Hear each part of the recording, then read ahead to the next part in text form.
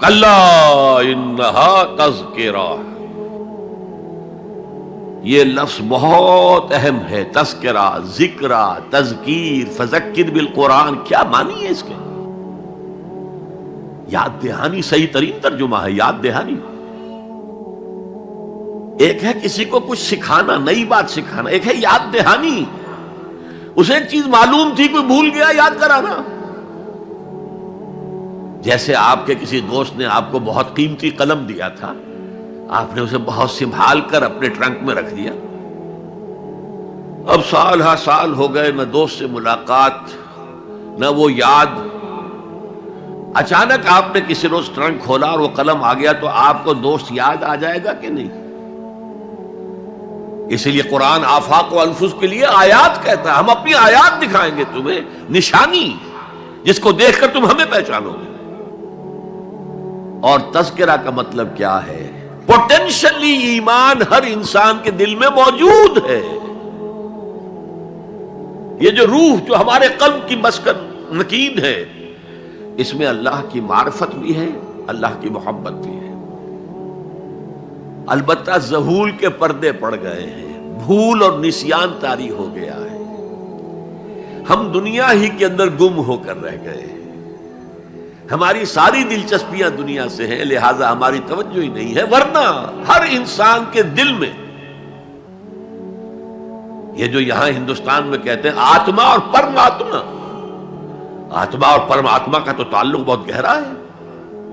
ابتدا میں بنا دی گئی تھی ارواح، جب ہم سب کے سب تمام انسان آدم سے لے کر اور تا قیامت جو انسان آئے گا دنیا میں، ان سب کی ارواح پیدا کر دی گئی. اور پوچھا گیا الست بربکم قالوا بلا، یاد ہے؟ لہذا یہ تذکرہ ہے، یہ یاد دہانی ہے، تمہارے اندر موجود ہے. اللہ کی معرفت بھی موجود ہے، اللہ کی محبت بھی موجود ہے. لیکن کلا بل ران علی قلوبہم ما کانوا یعملون، ان کے دلوں پر زنگ آ گیا ہے اب ان کے اعمال کی وجہ سے. شیشہ جو ہے وہ زنگ آلود ہو گیا. حضور نے فرمایا ان هذه القلوب لتصدع كما يصدع الحديد اذا اصابه الماء، ان دلوں پر بھی زنگ آ جاتا ہے جیسے کہ لوہے کے اوپر پانی پڑتا رہے تو اس کو زنگ آ جاتا ہے. پوچھا گیا فما جلاؤها یا رسول اللہ، اے اللہ کے رسول ہماری تلواروں کو زنگ لگتا ہے، ہم پالش کرتے ہیں، سیکل کرتے ہیں، وہ پھر چمک اٹھتے ہیں. تو دل پر اگر زنگ آ جائے تو اس کا علاج کیا ہے؟ دو چیزیں فرمائی، کثرت و ذکر الموت و تلاوت القرآن. دو کام کرو کثرت سے، موت کو یاد رکھو، یہاں رہنا نہیں ہے، جانا ہے.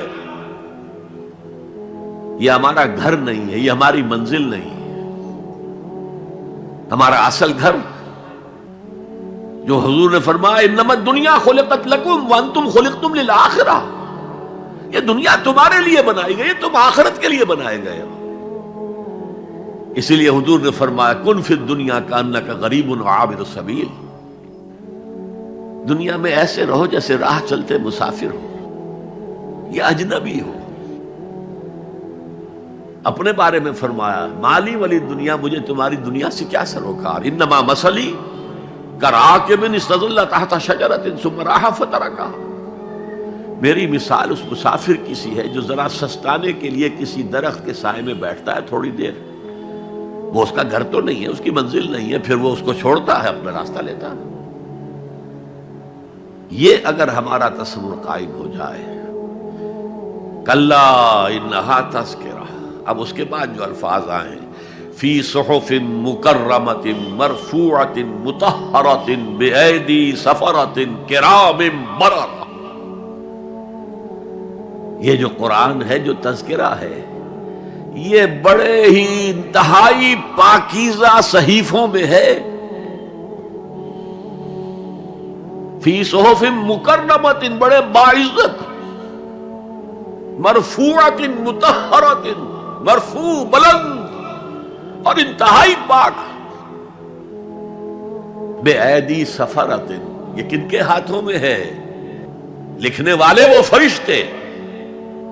بے ایدی سفرۃ کرام بررہ، جو نہایت باعزت ہے، بہت وفادار ہیں اللہ کے. یعنی اصل قرآن کہاں ہے؟ لوح محفوظ میں ہے. اصل قرآن کہاں ہے؟ ابھی اگلی جو پڑھیں گے ہم، کتاب مکنون، چھپی ہوئی کتاب کے اندر ہے. اصل قرآن کہاں ہے؟